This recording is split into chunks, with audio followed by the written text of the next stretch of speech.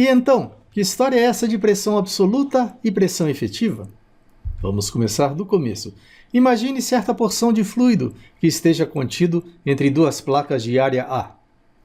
Vamos aplicar uma força F sobre esta placa. Ela fará surgir no fluido uma pressão P, cuja intensidade será igual a F sobre A. Portanto, se P é igual a zero, a pressão no fluido será zero. Será mesmo? Haha! Não estamos considerando que, antes disto, ele já estava submetido à pressão atmosférica. Portanto, se F é igual a zero, P será igual à pressão atmosférica. Veja, por exemplo, esse Fusca de pneu vazio.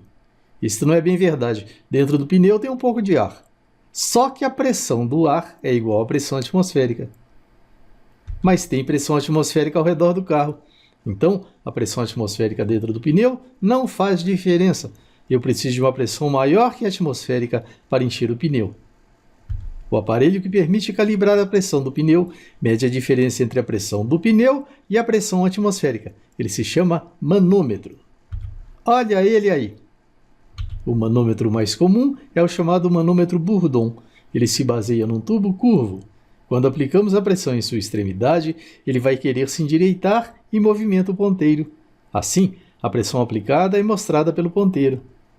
Ele mostra a diferença entre a pressão aplicada em seu interior e a pressão externa. Assim sendo, sua leitura será a mesma na Terra e na Lua. A pressão atmosférica é medida através de outro aparelho, o manômetro. A pressão atmosférica absoluta é igual à pressão de vapor absoluta, que reina acima da coluna de Mercúrio, mais o peso específico do Mercúrio vezes H. A pressão de vapor absoluta do Mercúrio varia com a temperatura. Entretanto, na faixa dos 20 graus Celsius, ela é da ordem de milésimos de milímetros de mercúrio. Assim sendo, para efeitos práticos, desprezamos a pressão de vapor absoluta do Mercúrio e consideramos P atmosférica absoluta igual a gama do Mercúrio vezes H. A pressão atmosférica absoluta, ou pressão barométrica, varia com a altitude. Veja nesta tabela.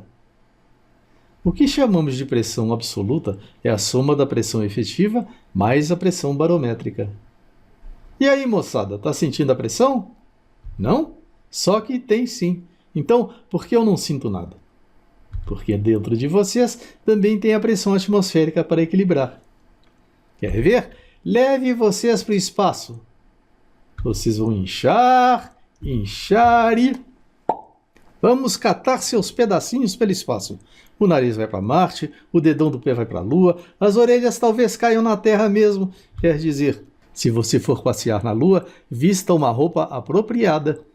Para recapitular, esta linha representa a pressão atmosférica. Quem mede seu valor é o barômetro. O manômetro mede o valor daqui para cima. Se a pressão for negativa, tipo chupar um canudinho, quem mede é o vacuômetro. Quando eu estou estudando hidráulica, quase sempre eu trabalho com pressões efetivas. Por quê? Ora, veja este exemplo. Qual é a diferença de pressão entre a superfície e um ponto dentro do tanque a uma profundidade H? ΔP é igual a P2 absoluto menos P1 absoluto. Quer dizer, ΔP é igual a P2 efetivo mais pressão barométrica menos P1 efetivo mais pressão barométrica. Cortando as pressões barométricas, vem ΔP igual a P2 efetiva menos P1 efetiva. Portanto, é mais fácil trabalhar com pressões efetivas. A gente nem fala mais efetiva, fala só P2 e P1. Entretanto, estudos de transformações dos gases exigem que se trabalhe com pressões absolutas. Ok? Ficamos por aqui. E se você gostou do vídeo, não se esqueça de curtir, comentar e compartilhar. Acione o sininho para ficar sabendo de nossas novas publicações.